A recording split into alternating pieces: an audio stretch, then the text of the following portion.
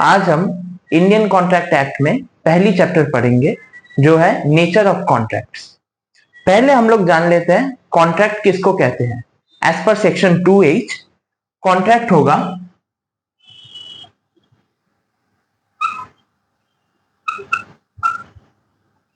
Agreement plus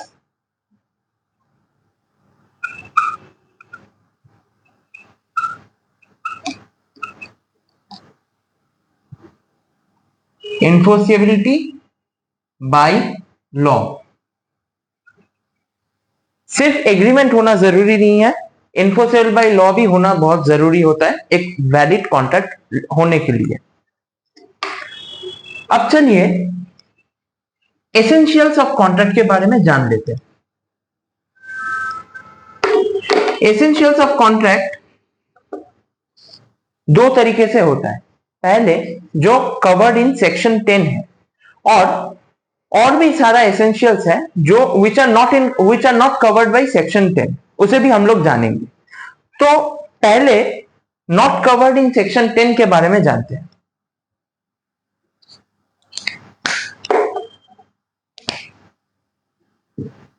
not covered in section 10।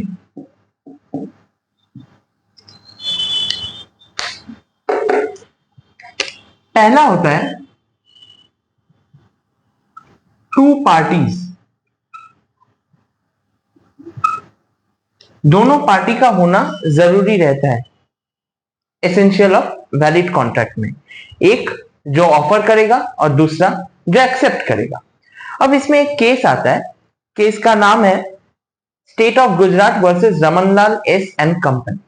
इसमें क्या होता है, एक पार्टनरशिप फॉर्म रहता है, उसका डिसोल्यूशन के टाइम उसका एसेट्स जब रियलाइज होता है वो पार्टनर्स में बढ़ जाता है।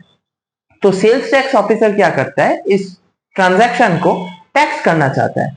तो ये कहा जा रहा है कि एक ही आदमी कभी बायर या फिर सेलर या फिर ऑफरर और ऑफरी हो नहीं सकता, दो पार्टी होना जरूरी है। दूसरा एसेंशियल कहता है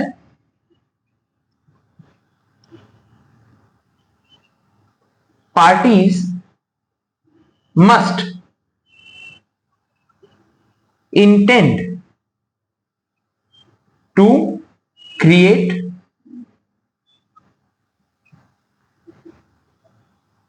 legal relationship. Parties must intend to create legal relationship. इसका मतलब कोई सोशल नेचर का एग्रीमेंट कभी कॉन्ट्रैक्ट हो नहीं सकता, क्योंकि हम लोग पहले ही कॉन्ट्रैक्ट में जान लिए हैं कि एग्रीमेंट होना जैसे जरूरी है उसके साथ एनफोर्सेबल बाय लॉ भी होना जरूरी है।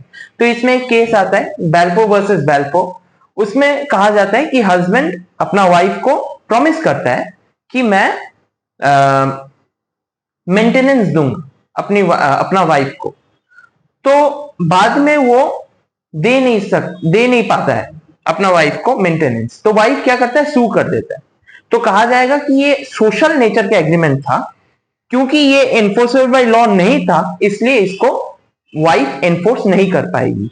तो ये हो जाता है। और एक केस बेल्फो वर्सेस बेल्फो, इसमें parties must intend to create legal relationship. तीसरा बात कहता है other formalities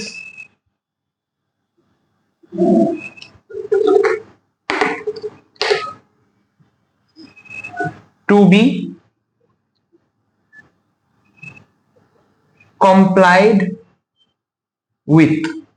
other formalities to be complied with, इसका मतलब ये जो कॉन्ट्रैक्ट हो रहा है ये आइदर रिटन भी हो सकता है या फिर ओरल भी हो सकता है, यही इसी का मतलब है। फोर्थ कहता है certainty of meaning. Certainty of meaning मतलब ये कोई वेग टाइप का नहीं होगा, ये कॉन्ट्रैक्ट का एक मीनिंग भी रहना जरूरी है कि हाँ ये पॉसिबल है, इसका कोई मतलब बनता है, ऐसा कॉन्ट्रैक्ट होना चाहिए। और फिफ्थ होता है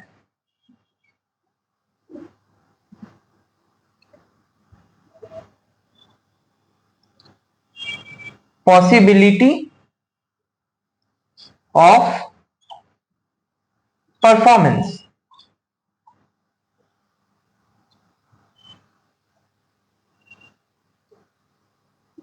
पॉसिबिलिटी ऑफ परफॉर्मेंस मतलब कॉन्ट्रैक्ट को पॉसिबल होना पड़ेगा एक वैलिड कॉन्ट्रैक्ट होने के लिए। वो अगर इम्पॉसिबल हो गया, इवेंट ऐसा कुछ है कि इम्पॉसिबल इवेंट है, तो वो कभी वैलिड कॉन्ट्रैक्ट हो ही नहीं सकता, क्योंकि वो पहले से ही वॉइड हो जाता है, क्योंकि पहले से ही वो मतलब नल हो जाता है। तो ये हमने पढ़ लिया नॉट कवर्ड इन सेक्शन 10। अब हम लोग पढ़ेंगे contracts which are covered in section 10, जो कि सेक्शन 10 के तहत कॉन्ट्रैक्ट में कहा जाता है। पहला क्या है? Offer and acceptance. ये कहता है कि पहले एक पार्टी ऑफर करेगा, फिर दूसरा पार्टी उसे एक्सेप्ट करेगा। तो ऑफर एंड एक्सेप्टेंस एकदम मतलब प्राइमरी स्टेज होता है वैलिड कॉन्ट्रैक्ट के लिए। सेकंड होता है फ्री कॉन्सेंट। दोनों पार्टी का ही कॉन्सेंट फ्री रहना पड़ेगा। Free from what? CUFM, coercion,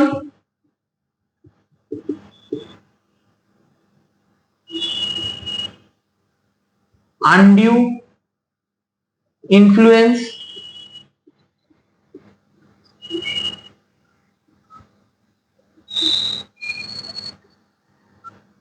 fraud, और चौथा है मिस रिप्रेजेंटेशन।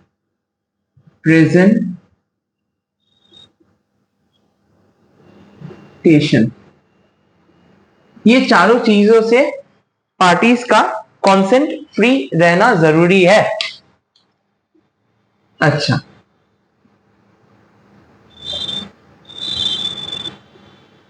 इसके बाद कैपेसिटी ऑफ पार्टीज होना जरूरी है। Capacity of parties, capacity of parties होना जरूरी है। कैपेसिटी ऑफ पार्टीज में तीन चीज आता है। पहला होता है दोनों पार्टी को ही मेजर रहना पड़ेगा, मतलब मेजर मतलब मेजॉरिटी का एज दोनों ने अटेंड किया है। दूसरा होता है साउंड माइंड, दोनों को ही साउंड माइंड होना जरूरी है। कोई अनसाउंड माइंड का आदमी इज इनकम्पिटेंट टू कॉन्ट्रैक्ट। और थर्ड होता है not disqualified. Not disqualified, not disqualified का मतलब not disqualified from contracting under the law of which he is subject to. मतलब अगर फॉरेन एम्बेसडर है तो ये कभी कॉन्ट्रैक्ट में आ नहीं सकता, पर हाँ इंडियन सिटीजन जरूर आ सकता है। तो नॉट डिस्क्वालिफाइड होना भी जरूरी है।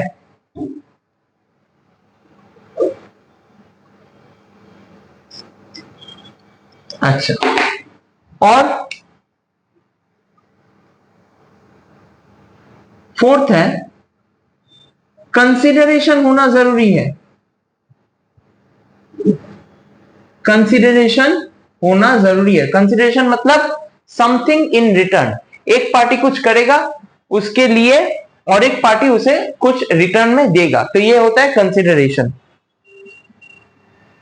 फिफ्थ है, ये जो कंसिडरेशन लेके हम लोग बात किए, ये लॉफुल होना जरूरी है। Lawful consideration,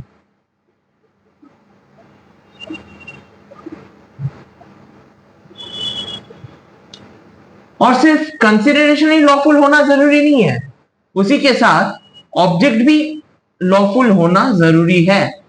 lawful object and consideration ये होना जरूरी है। और फाइनली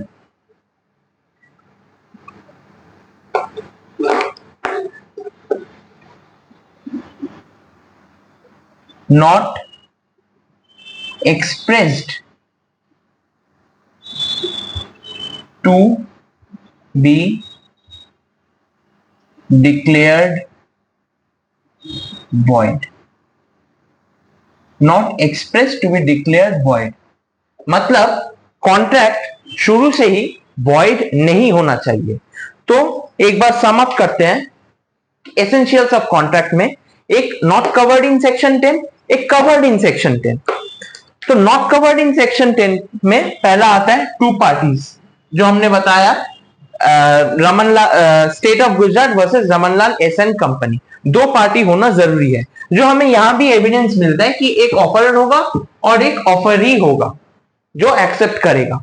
दूसरा हम लोग बात करते हैं parties must intend to create legal relationship. ये एग्रीमेंट सोशल नेचर का नहीं होना चाहिए, ये इन्फोर्सेबल बाय लॉ होना जरूरी है, जिसमें हम लोग बात किए बैल्फोर वर्सेस बैल्फोर का।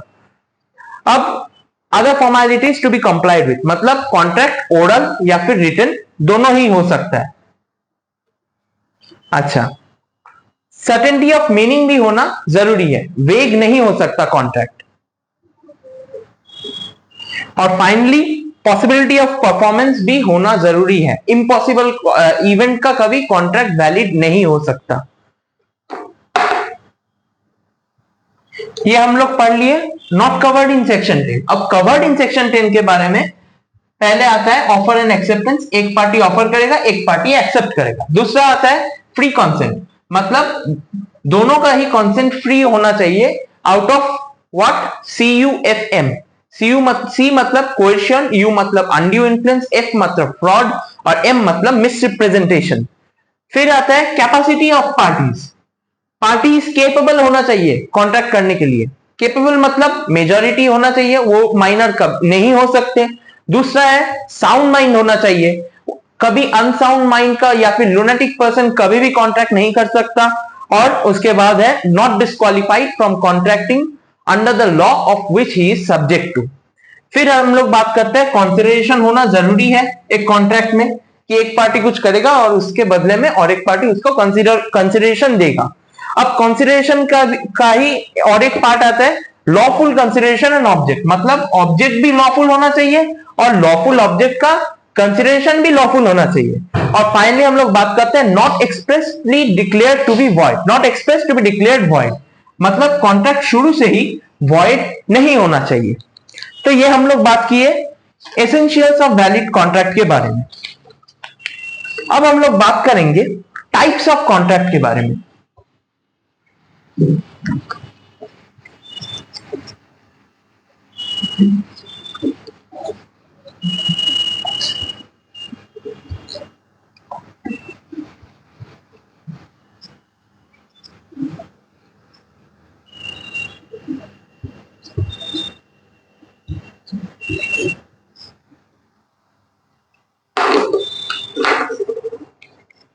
टाइप्स ऑफ कॉन्ट्रैक्ट के बारे में अब बात करेंगे। टाइप्स ऑफ कॉन्ट्रैक्ट, इसमें 3 डिवीजन आता है।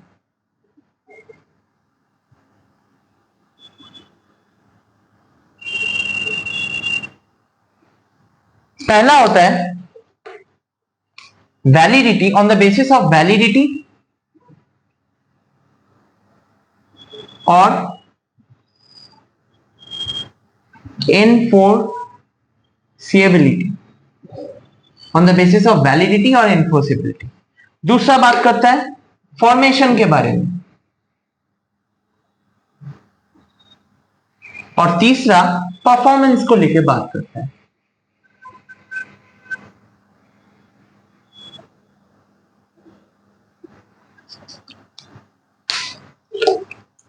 तो पहले वैलिडिटी और एनफोर्सेबिलिटी, दूसरा फॉर्मेशन और तीसरा परफॉर्मेंस। तो वैलिडिटी में पहले ही आता है, टाइप्स ऑफ कॉन्ट्रैक्ट में वैलिडिटी में पहले ही आता है वैलिड कॉन्ट्रैक्ट। वैलिड कॉन्ट्रैक्ट का मतलब contract which is enforceable by law, जिसमें कोई डिफेक्ट ही ना हो, जो वैलिड कॉन्ट्रैक्ट है, तो वो हो जाता है वैलिड कॉन्ट्रैक्ट। दूसरा आता है वॉइड कॉन्ट्रैक्ट।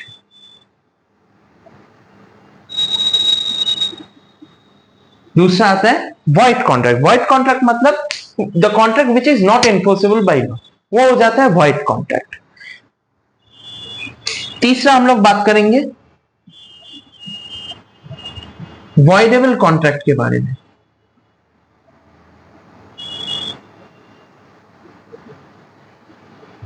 वॉइडेबल कॉन्ट्रैक्ट वो कॉन्ट्रैक्ट होता है जिसमें एग्रीव्ड पार्टी, मतलब party who is not in fault, जिसका कोई दोष नहीं था, वो पार्टी क्या कर सकता है, आइदर कॉन्ट्रैक्ट को अलाइव रख सकता है या फिर कॉन्ट्रैक्ट को रिसाइन कर सकता है। तो ये हो जाता है वॉइडेबल कॉन्ट्रैक्ट।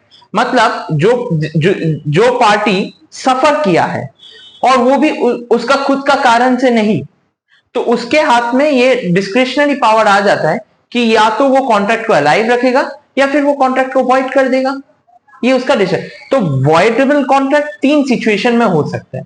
वो ये सिचुएशन प्राइमरी है, सिर्फ ये सिचुएशन में नहीं, और भी सिचुएशन में हो सकता है। तो फर्स्ट 3 सिचुएशन जो बुक में डिस्कस किया गया था, पहला कहता है कि अगर कॉन्ट्रैक्ट को अगर कॉन्ट्रैक्ट में अगर फ्री कॉन्सेंट नहीं रहता है, तो जो एग्रीव पार्टी है उसका हाथ में रहता है, वॉइडेबल हो जाता है उसका हाथ में।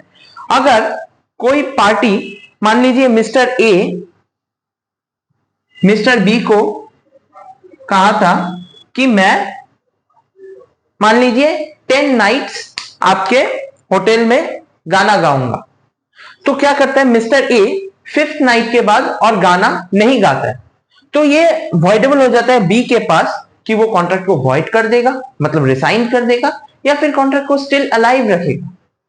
और सेम केस लीजिए, ए कहता है बी को कि मैं 10 नाइट्स आपके होटल में गाना गाऊंगा, पर बी क्या करता है, आफ्टर 5th नाइट ए को रोक देता है कि आप गाना मत गाइए, ठीक है। तो और मान लीजिए 10th नाइट के बाद ए को मिलना था, पैसा मिलना था 10th नाइट के बाद, आफ्टर 10th नाइट उसके पैसा मिलने वाला था फॉर सिंगिंग। तो अब ए के हाथ में ये कॉन्ट्रैक्ट वॉइडेबल हो जाता है कि वो कॉन्ट्रैक्ट को स्टिल अलाइव रखेगा या फिर उसे रिसाइन कर देगा। तो ये हो जाता है वॉइडेबल कॉन्ट्रैक्ट। अब हम लोग बात करेंगे इल्लीगल कॉन्ट्रैक्ट को लेकर। इल्लीगल कॉन्ट्रैक्ट कहता है, इल्लीगल कॉन्ट्रैक्ट तो पहले से ही वॉइड होता है। इल्लीगल कॉन्ट्रैक्ट मतलब किसी ने किसी के साथ कॉन्ट्रैक्ट किया कि, मतलब मान लीजिए ए ने बी के साथ कॉन्ट्रैक्ट किया, ए ने बी को कहा कि मैं आपको 10,000 रुपया दूंगा अगर आप सी को मर्डर कर देते हैं, तो ये इल्लीगल कॉन्ट्रैक्ट है, ये पहले से ही नॉट एनफोर्सेबल है। अब देखिए, इल्लीगल कॉन्ट्रैक्ट और वॉइड कॉन्ट्रैक्ट में दोनों में एक सिमिलैरिटी है कि दोनों ही वॉइड है, पर all void contracts are not necessarily illegal. वो एनफोर्सेबल बाय लॉ नहीं है, ठीक है, पर इल्लीगल नहीं हो सकता। But all illegal contracts are definitely void. और 5th हम लोग बात करेंगे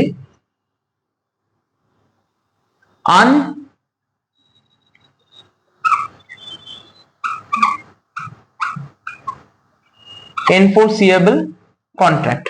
अनएनफोर्सिएबल कॉन्ट्रैक्ट मतलब contract which is good in substance but due to some technical defect, जैसे मान लीजिए बार्ड बाय लिमिटेशन हो गया या फिर एब्सेंस इन राइटिंग हो गया, ये वन और both the parties can not sue upon it. कोई भी पार्टी ये कॉन्ट्रैक्ट को ना तो कॉन्ट्रैक्ट पे ना तो अदर पार्टी को सू कर पाएगा, ना तो कॉन्ट्रैक्ट को एनफोर्स कर पाएगा। तो ये सम टेक्निकल डिफेक्ट के लिए ये कॉन्ट्रैक्ट वॉइड हो जाता है। ये हो गया अनएनफोर्सेबल कॉन्ट्रैक्ट। वॉइड नहीं, सॉरी, अनएनफोर्सेबल बन जाता है, एनफोर्सेबल बाय लॉ नहीं होगा। अच्छा, अब हम लोग फॉर्मेशन के बारे में बात करें। अगर फॉर्मेशन में पहला होता है एक्सप्रेस कॉन्ट्रैक्ट। एक्सप्रेस कॉन्ट्रैक्ट मतलब कॉन्ट्रैक्ट जो एक्सप्रेसली लिखा हुआ है, मतलब कोई एग्रीमेंट जो एक्सप्रेसली बाय रिटन वो एग्रीमेंट हुआ है, ये होता है एक्सप्रेस कॉन्ट्रैक्ट।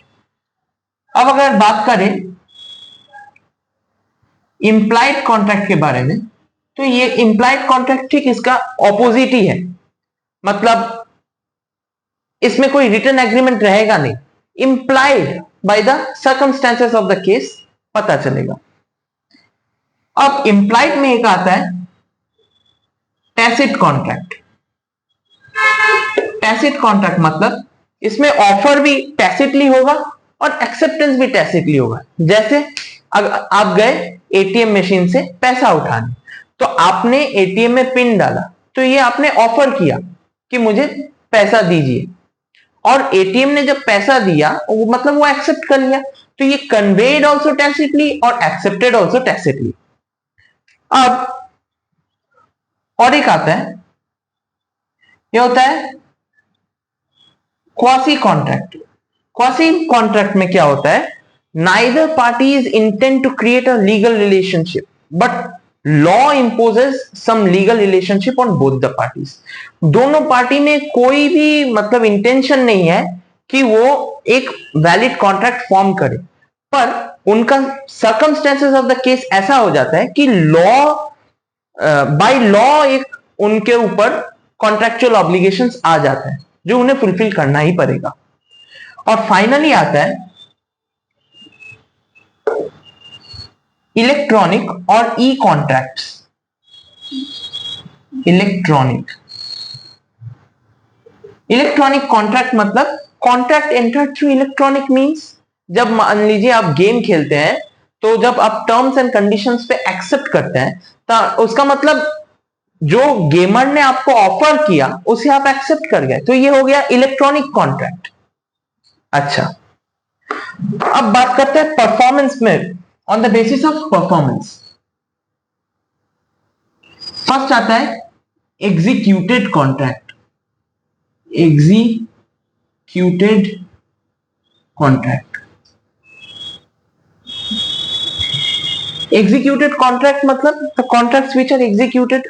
मान लीजिए आप मिठाई की दुकान पे गए, सेलर ने आपको स्वीट्स दिया और उसके साथ आपने पेमेंट कर दिया, तो ये हो गया एग्जीक्यूटेड कॉन्ट्रैक्ट, मतलब इमीडिएटली दोनों ने एक्ट कर दिया। दूसरा आता है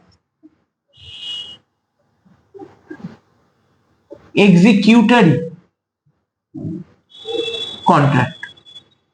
एग्जीक्यूटरी कॉन्ट्रैक्ट मतलब एट अ फ्यूचर डेट ये होने वाला है, सेम चीज but at a future date होने वाला है, मतलब वो बाद में आपको डिलीवर करेगा और बाद में आप उसे पैसा देंगे, तो ये हो गया एग्जीक्यूटरी कॉन्ट्रैक्ट, मतलब to be executed.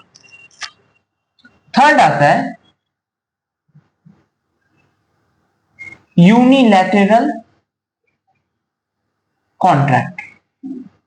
Unilateral contract मतलब where the obligation of one party is outstanding, मतलब मान लीजिए सेलर ने आपको स्वीट्स डिलीवर कर दिया पर आपका पेमेंट अभी हुआ नहीं, आपको करना पड़ेगा, तो ये आपका ऑब्लिगेशन सिर्फ आउटस्टैंडिंग है, सेलर का ऑब्लिगेशन तो सेलर ने फुलफिल कर दिया, तो ये हो गया यूनिलैटरल कॉन्ट्रैक्ट, मतलब where one party's obligation is outstanding. Fourth आता है